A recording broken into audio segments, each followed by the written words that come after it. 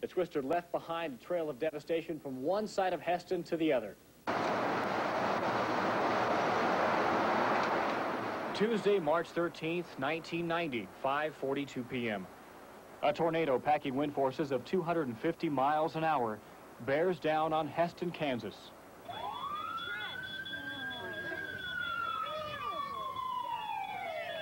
I said, it can't miss us now because it's only 1,000 feet away, and it came across and aimed right for the corner of my house. It couldn't have hit it any square.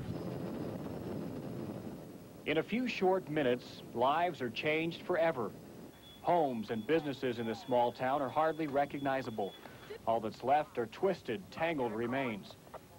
More than 150 houses and 24 businesses damaged or leveled. My God, the pressure, and then just stuff started flying through the windows, and in about 5 seconds it was over, and I come upstairs and there's just nothing good there. The car's gone. I mean, these people built a brand new house. This house right next here was brand new. They didn't even have all the siding on yet. With their lives and homes shattered, Hestonians need a place to turn. That's where the Red Cross comes in. The high school gymnasium is transformed into a temporary refuge where victims get food, blankets, and a place to sleep. To protect what little is left outside, the governor calls on the National Guard. 75 guardsmen police this community. No, I think that's my CD player. And folks here begin to rummage through the debris, hoping to salvage a memory or two. Lance West, Eyewitness News, Hesston. This is where the tornado first introduced itself to the community of Hesston. When it had left, over 150 homes and over 24 businesses were destroyed or damaged. But it seems incredible that no one in Hesston was seriously injured or killed. Much of the credit for that fact goes to the storm chasers, who gave the communities ample warning time to take shelter. Bob Keeling begins our coverage on that subject on the Reno-Harvey County line.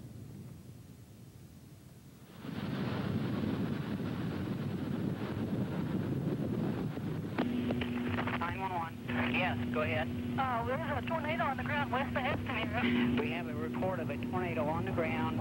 When I initially contacted the tornado and called in the location, my car was physically rocking.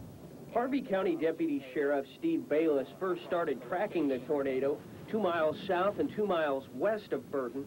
You became aware of how dangerous this storm was going to be and that anything in its path was totally going to be destroyed. It was huge. And I watched it destroy 3 residences within a matter of 30 seconds. And at the time, as Bayless watched the storm barrel towards Mound Ridge or maybe Hesston, I told him to sound the sirens for those communities, but I also knew that my home was in the path of this tornado, and I was extremely concerned. There was a double wide right there where that tree is, and I'm sitting right here, and I see that thing just explode. That house explodes. It was just gone. This one somehow, you tell me why it's still here. It shouldn't be. It's within 200 yards of one that was totally destroyed. There isn't anything I can do about it other than call in to somebody else who can't do anything about it either. 1 year later, southwest Harvey County still shows the scars from the storm, the foundation of a home blown to bits in the storm, and a little further down this bad memory lane, cottonwood trees dead in the spot where they fell a year ago. 4 miles north and east of Burton, the Bontrager home took a direct hit. And I thought to myself at that time that it looked like a war zone, that a bomb had been dropped on this home. Further to the northeast, formerly beautiful, now dead cottonwood groves. Bayless' own home had been destroyed. His family, thankfully, was out of town at the time. We bought this aerial photo in February. This is the tree grove. There are about 70 trees there, and I think we have 10 left out of all that. And the tornado headed for Hesston. Wichita radio reporter John Wright headed north to watch the storm from I-135 as it headed east. And within minutes of arriving, he knew it had become the most harrowing assignment of his life. This is not a drill. You ought to take cover right now. Hesston, northwest Hesston, Kansas, is right in the line of this Large, very large tornado that is on the ground. Watching a big, massive wind swirling around, knowing it's going toward the town, you're always hoping that people aren't being killed, and at the time you have no way of knowing. All you can do is get the information out to people, hope that someone out there is listening. One neighbor says this is the best definition for total devastation he could ever imagine. There's not much left of Mel Martin's home today, but we're told they plan to rebuild soon. And there's triumph in this tragic story that people like Steve and John can be going about their everyday jobs, but on March 13th, 1990 may have saved hundreds of lives in the process. 2 people died elsewhere, which of course is awful, but everyone agrees that things could have been awfully worse here in Hesston. I'm Bryce Madison. When the massive tornado hit Hesston, it caught very few people off guard. It had been tracked for more than an hour by storm spotters and troopers with the Kansas Highway Patrol. Information concerning its path was quickly spread to residents by radio and TV. The tornado sirens were going off and people had ample warning. And not only did they have ample warning, but the news media, the radio and TV news media, were making people aware of the tornado and the direction the tornado was headed. It was warm, and I remember that a tornado watch had been issued that morning. And it's kind of unique because it's somewhat early in the year usually for those type of storms.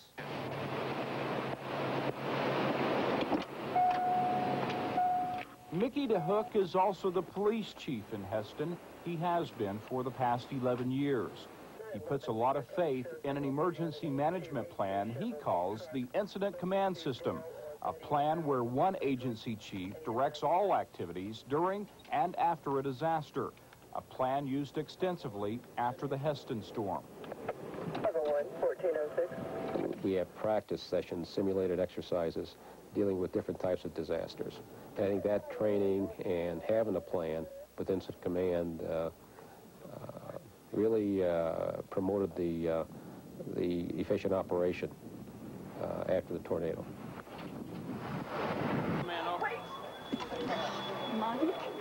Surprisingly, chaos was at a minimum after the storm.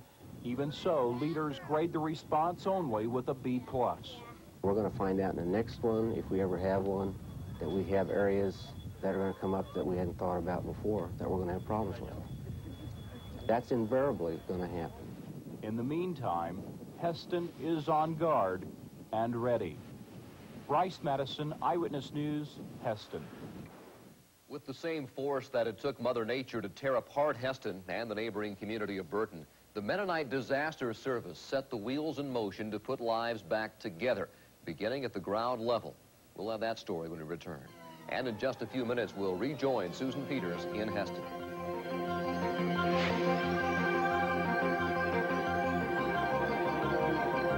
As Cheryl Burton shows us, it was religious strength that helped put communities on the road to recovery. Oh, look at our house. This is worse than a dream. For Eli Bontrigger and his wife Opal, it was more than that. It was a nightmare, and one that remains vivid in their memory. Opal wanted to go to the basement, and I said, let's get in the car. And we took the car and drove down about a mile and turned around, and we seen it come. We seen it hit our farm, our neighbors first, and then our farm. Before it hit our house, you could just see that thing coming through the land, you know, the section west of us. You could see it coming down on the ground, and it's something I'd never seen before, and I hope I never see it again. Within the hour, the Mennonite Disaster Service volunteers headed for Hesston and surrounding areas. The same city MDS got its start 40 years earlier. In fact, it was right here at the Whitestone Mennonite Church in Hesston, members adopted the theme, bear ye one another's burden, and so fulfill the law of Christ. And no one knows that motto better than the Bontrigger family. We had religious support, how we'd all stand around and had our each other in arms, you know. That's, oh, I tell you, it's wonderful to have Christian friends. For 29 years, they lived in their house that was destroyed by Mother Nature's fury in a Mennonite community, a community known for the endless help of others. But this time, they had to help their own. It was great. We do it because we love each other, and it was great to help each other.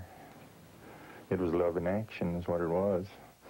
I don't know what support ever meant so much like it did this. I tell you,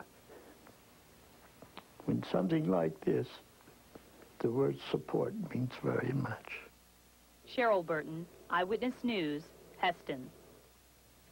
Many cherished possessions were obviously lost to the destructive tornadoes. Knowing that some could be replaced may have been what helped victims get on with their lives. But how do you carry on after losing something which cannot be replaced? The life of a loved one. Tracy West gained insight by talking with the mother of Lucas Fisher. It was here the tornado turned deadly and claimed its first victim, little 6-year-old Lucas Fisher. Lucas had only been home from school a few hours before the tornado ripped through this area. Seconds before falling bricks from the chimney killed him, he told his mother he was scared. He was petrified of tornadoes, and he said, "I'm scared, Mama," and started towards her and fell on him. The chimney wall collapsed on little Lucas as he reached for his mother's arms. Moments later, Lucas's little lifeless body was found under a wall of bricks. Lucas had died instantly of a broken neck. He was more of a cuddly boy than the others were, you know, and he still liked to hug us. And, you know, he'd still climb up on our lap, you know, and give us hugs and everything. The Fishers haven't forgotten Lucas. A photo album with Lucas's name on it sits on a table near a family picture. Just as a family, you know, you learn to stick together, and, you know, we've tried to keep the communication open and talk about him to the boys, you know, so they feel that they can talk about him and ask questions, but they don't much. They don't talk about him too much. Dixie says the hardest part of dealing with Lucas's death is remembering his precious smile, the smile of a bright-eyed, warm, and caring 6-year-old child. Mostly we've turned to the Lord, and He's helped us through it. You know, He took Lucas, but He's blessed us in many ways. Picking up the pieces of their shattered lives has not been easy. 12-year-old Garrett and 11-year-old Brandon have had to learn to cope with the loss of their brother. Mom says, surprisingly, they are doing pretty well. I always take their picture on the first day of school. You know, I take them outside and stand them, and I take their picture. So this year, on the first day of school, you know, I had Garrett and Brandon, and I said, well, it's too bad Lucas isn't here this year. And Garrett said, oh, he's a lot better off than we are. Hesston townspeople were fortunate in that no one there lost a loved one to the storm. But after just 1 year of healing, the memories of that night are still fresh in their minds. When we return, we'll share those memories with you.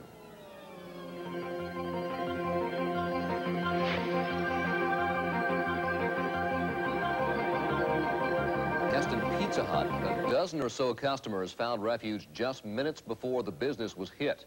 Since then, Pizza Hut has rebuilt on the same location. Earlier this month, Susan Peters returned to the town and had a conversation with some folks who survived. It's hard to believe it's been a year, I bet, for all of you. I guess we'll start with Jason Reynolds, because you were, Jason, still the manager of the Pizza Hut here, and it's one of the more notable buildings that got hit last year. What was it like? Did you know the tornado was coming? I know you brought all the customers into the freezer, so you had to have known something. What was it like?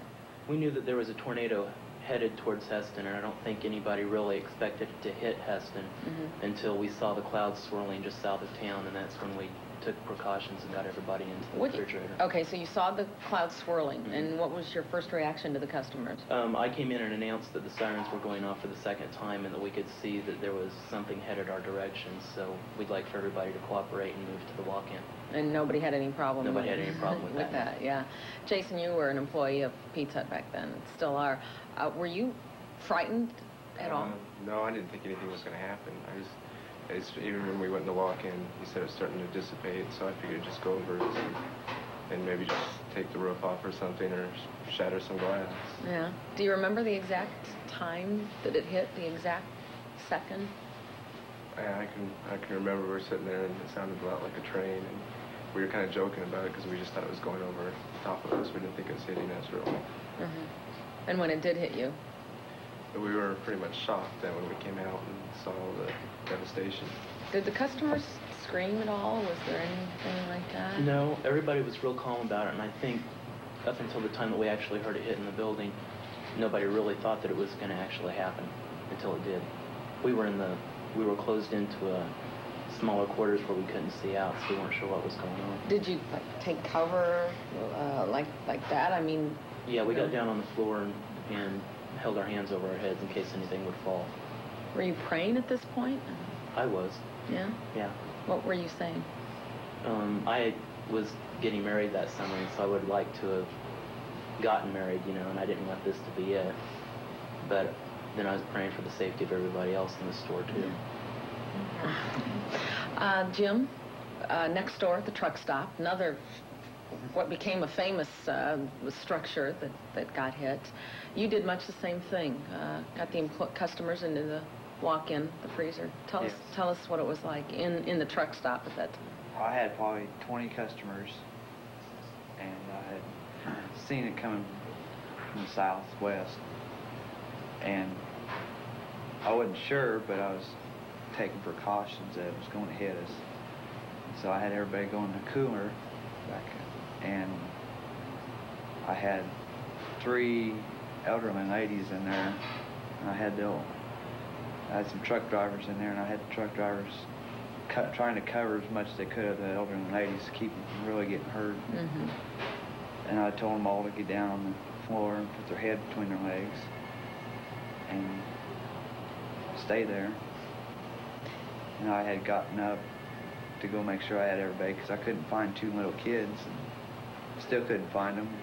As I was getting ready to go back to the cooler, there was a truck driver standing at the door wanting in.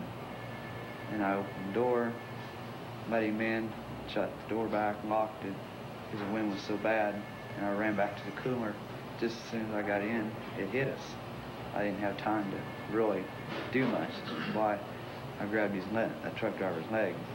I wasn't sure exactly what was going on. So basically you saved that man's life that was at the door. I did. He would have been dead if you hadn't gone and unlocked the door and risked your life. I was just doing, hopefully, the right thing. You did. Carol and Melissa Davis had a different situation. You were in your home at the time, like a lot of Hesston homeowners, and got to the basement. What was it like? Like a regular type warning, and you were in your basement? Tell us about that. Well, I was on the telephone when the first siren went off, and I really didn't think anything about it because I thought it was just another siren going off, and I didn't really think it would be a tornado hitting Hesston. But my 2 children were home, and I thought for their sake we should all go down to the basement and listen to the TV, and we listened, and I went upstairs several different times to check and even went outside once. And my son went up one time to look, and he said it was still outside. And I told him that was a bad sign, that probably a tornado could come. And then we kept watching the TV, and finally the Harvey County emergency came over the TV and blacked out and said that it was, I forget, very close to Hesston. So we decided that meant get in the basement. Yes. Yeah. So we all got down in the position that we were supposed to be in. And what position? Had our heads down with our hands over the back of the head. And it didn't take very long after we were down.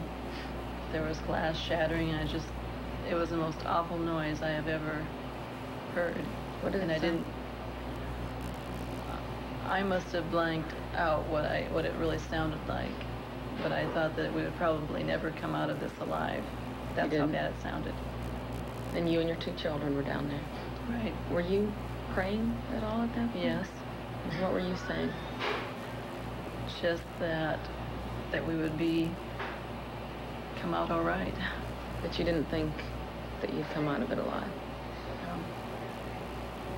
because it's an awful sound.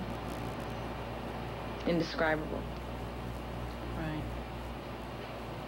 Melissa, did you think? What were you you had to have been very, very frightened.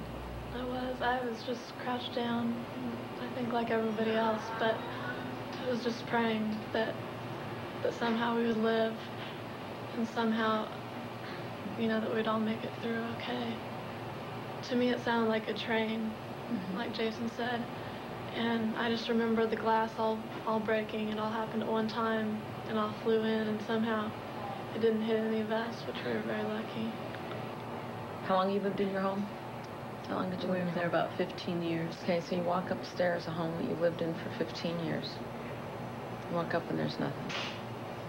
It's a very strange feeling. It's something you can't explain, I guess. I think your body must go right into shock, and we just all hugged each other, standing up on top of the living room floor.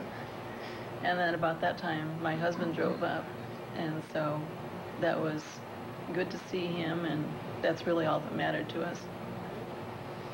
Gary owns Hesston Concrete, and you basically saw the storm coming from your facility. Yes.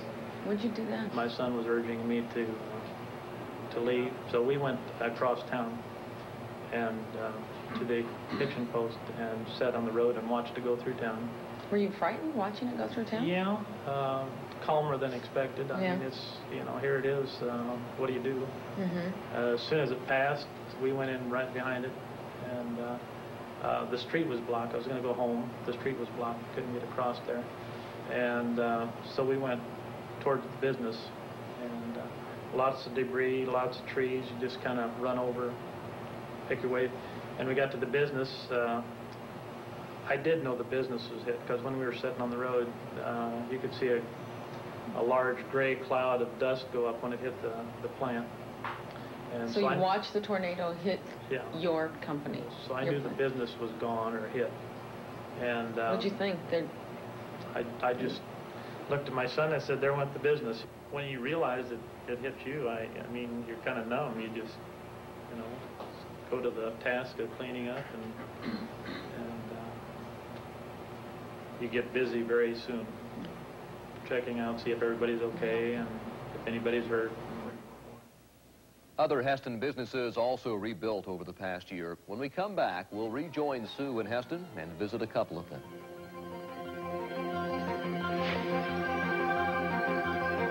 Company stood before the tornado.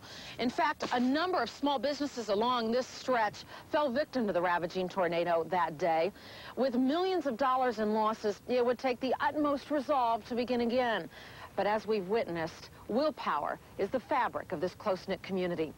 Chuck Weber begins our coverage now at the site of a business that suffered serious losses. Most of Hesston's businesses escaped the devastation of March 13th, but those that got hit hard.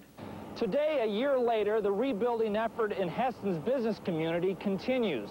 Maybe no project is as big as the one here at Croft Lumber, where they suffered losses of more than $1 million. The rebuilding effort here, like others around town, will mean better, bigger businesses in Hesston. And we're back here now temporary. We wanted to be in by March 13th. Company president Kerry Crable says keeping this business running while rebuilding has not been easy. We need to get back in. Lumber sales doesn't do it, so we need to get into the hardware sales too. Despite the odds, Croft Lumber survived amid misplaced displays and construction crews. But the real test comes when this business reopens later this spring. Get ready for the customers to come in and hopefully then